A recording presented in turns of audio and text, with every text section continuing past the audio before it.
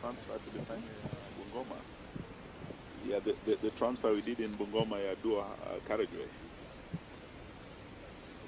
Hello? Did, you can hear me? Yes. Yeah. Yeah, Yadua carriageway. It can have. See, we transferred to them. Yeah. Yeah. Yeah, because I wanted to just give it as an example. You know, like, this transfer Nairobi has done to us some funds. And so I can give that as an example. Like, there are some roads we have transferred to the county to do on our behalf. So there's nothing strange in Nairobi transfer. Thank you. Kotel? Okay. But as you are aware, when I left Nairobi yesterday, we had already entered into a deed of transfer of functions with the county government of Nairobi, where Governor Mike Sonko, on behalf of the on behalf of the county government of Nairobi, signed a deed of transfer with myself on behalf of national government. This is something that is allowed by our laws. The agreement is premised on Article 187 of our Constitution, which states that transfer of functions and powers of between two levels of government is allowed, and a function or a power of government at one level may be transferred to the government at the other level through an agreement. And the function or power would be transferred if, in the view of the two levels of government, the same would effectively be performed and exercised by the receiving government. And also if the transfer of the function or power is not prohibited by the legislation under which it is performed or exercised. So it is allowed that one level of government can actually allow the other level to do its function, and particularly if it is agreed that the other level could be able to do it more effectively. And we did this in the interest, and this is an assurance I want to give the good people of the great county of Nairobi, that what was done was in the interest of the county and the country. And that is why that deed was signed yesterday before I left Nairobi. And both levels of government under Article 6 of our Constitution are allowed to work together in the spirit of consultation and cooperation. And we have been holding consultations with the county government of Nairobi. As you know, all has not been well in Nairobi for a while. Unless you're a stranger in Jerusalem, you would definitely know that things have not been well in Nairobi. And it's a matter that has not just been of concern to the people of Nairobi, but also the people of Kenya, because Nairobi is really our capital and the seat of government. And it was clear from the decline in service delivery, the Nairobi City County government was constrained in effectively discharging its functions, and it was recognized that some functions of the county government would currently be more effectively performed and exercised by the national government. After this agreement, after lengthy consultations, it was agreed that the following functions will be transferred to the national government. One, the county health services, which are very critical, and many residents of Nairobi know that they've been having challenges in receiving health services at several hospitals in Nairobi. The second one is the county transport services. The third one is the county planning and development services. And the fourth and last is the county public works, utilities, and ancillary services. So those are the four functions that have been transferred. And it's not correct for anyone to purport that the national government has dissolved the county government of Nairobi. The county government remains in place with the governor, the executive, and the county assembly. But there are these four functions that have specifically been transferred to the national government for effective delivery. It was agreed that these functions be transferred to the national government until such a time that the county government in Nairobi was in a position to take them over. We believe that the problems facing Nairobi are not insurmountable, and it is for a period. And until normalcy resumes, the national government will perform these functions. But when the county government of Nairobi is back on its feet, we will continue supporting them, but we will have these functions returned to the county government to continue when the situation normalizes. The agreement entered into has very clear guidelines, performance standards, and reporting obligations. These guidelines provide for the parties to harmonize the sector performance contracts and service delivery indicators for better service delivery. Really, our aim is to ensure that service delivery to the good people of Nairobi is not affected. The agreement further allows for the parties to enter into specific level agreements for the better performance of these agreements. This would enable the particular sectors to tailor solutions for effective service delivery by the national government in concert with the county government. So we will keep, in the spirit of Article 6, in very close consultations with the county government of Nairobi, even as we perform these specific functions that have been transferred. To ensure that management of the transferred services is done to the satisfaction of the residents of the county, the agreement establishes that there will be an annual reporting to Parliament and to the county assembly.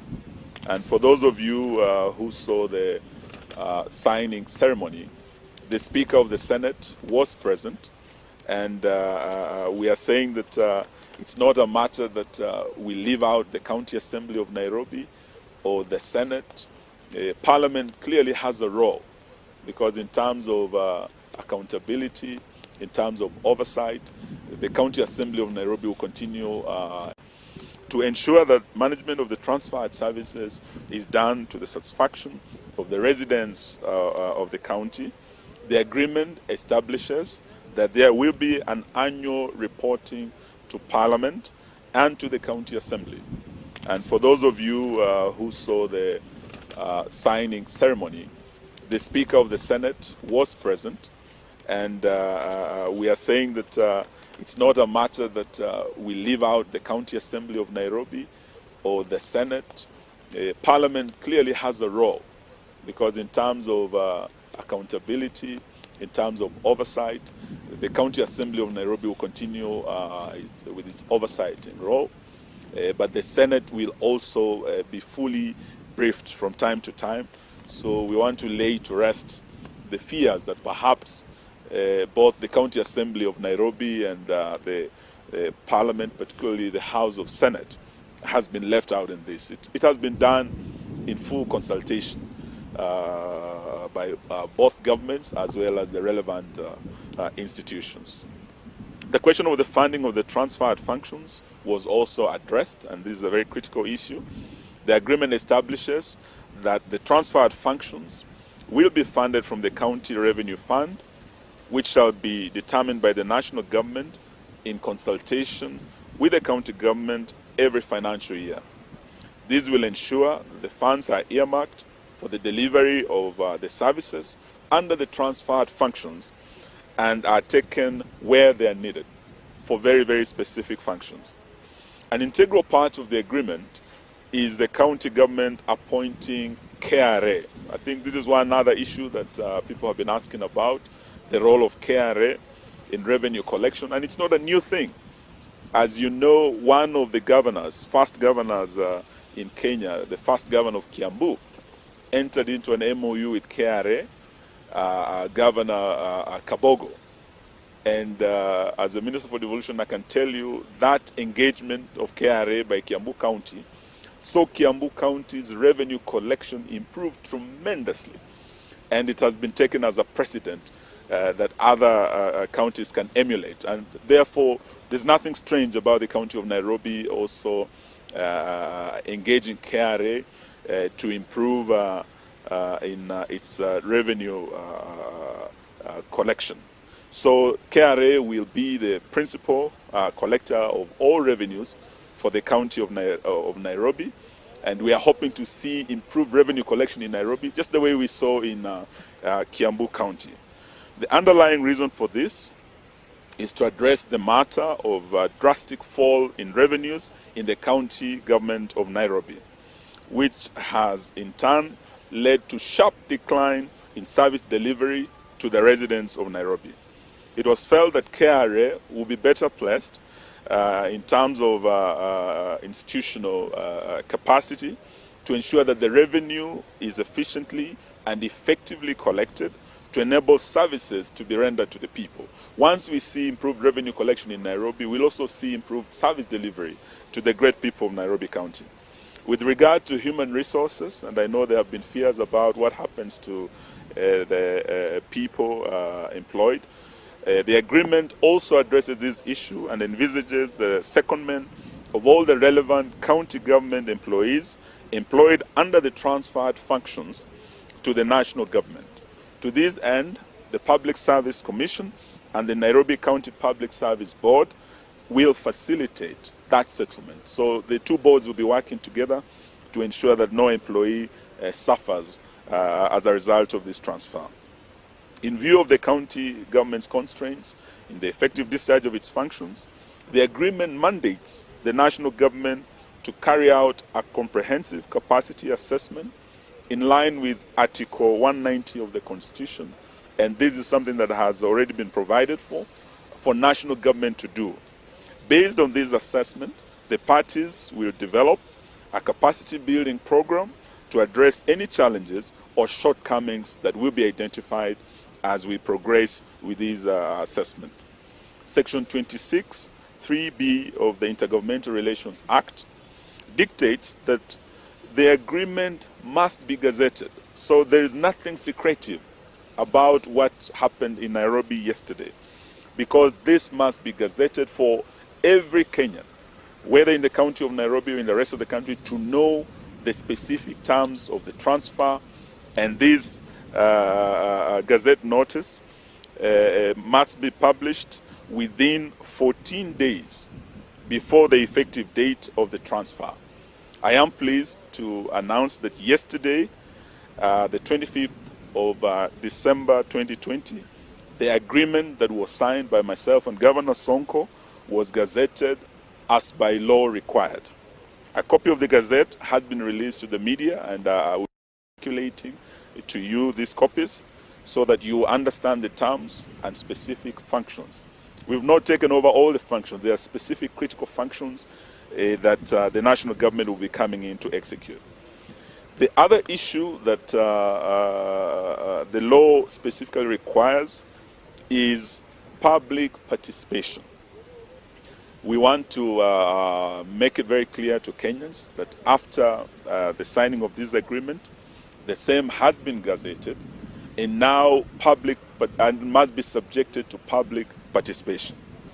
This will be an opportunity given from today for the public to review the said agreement, which has been gazetted in the Kenya Gazette, and to do so within the following 7 days.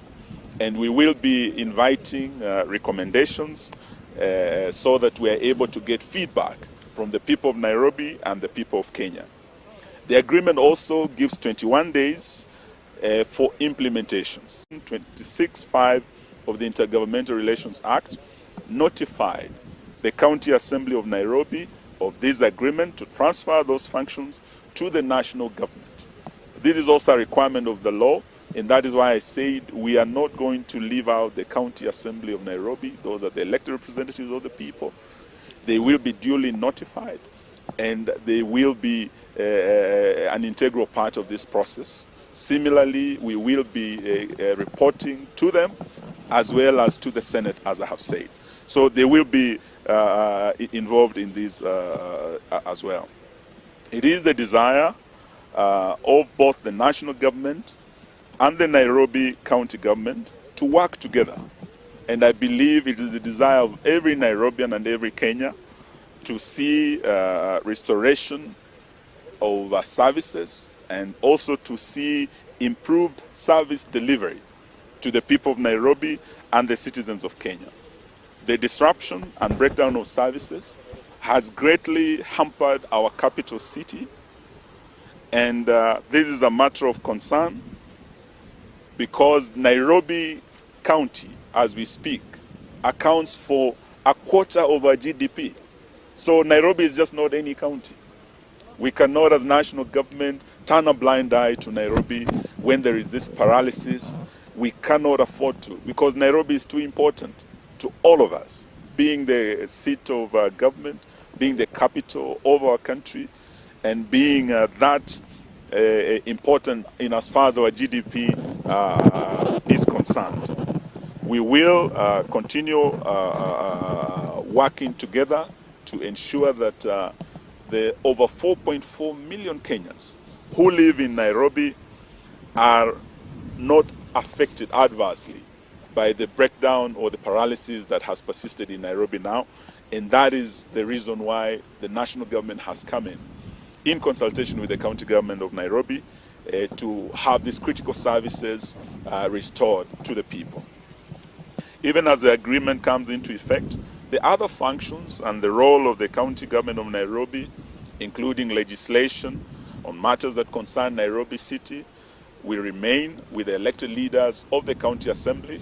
And I want to assure Speaker Elachi, the majority leader, and all the elected leaders that Nairobi County remains, and they will continue with their oversight and legislation roles.